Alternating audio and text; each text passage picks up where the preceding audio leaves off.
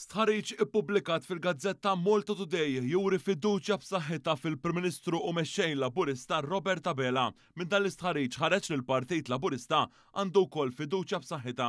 Dan hekk kif il-Partit Laburista għandu appoġġ ta' 51.6% u l-Partit Nazzjonalista ġab 42.8%, differenza ta' kważi 9% li jfisser distak ta' madwar 24,000 vot bejn żewġ partiti.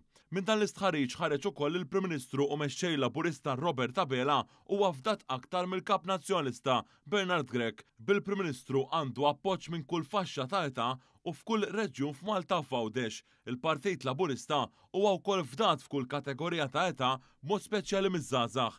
Il-Gazzetta Malta Today innotat li f'Għawdex il-Partit Nazzjonalista għandu punt perċentwali aktar mill-Partit Laburista. Hawnhekk il-Partit Nazzjonalista naqqas 15% mill-aħħar stħarriġ tal-opinjoni pubblika li sar fi frar li għadda. Sorsi fid-Dar Ċentrali qalu lil One News li Għawdex kien sors għal dan it-tnaqqis fil-Partit Nazzjonalista.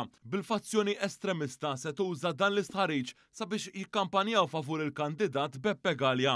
Minn dan l-istħarriġ ħareġ ukoll il-fiduċja fil-Gvern telet għal 3.1 minn 5.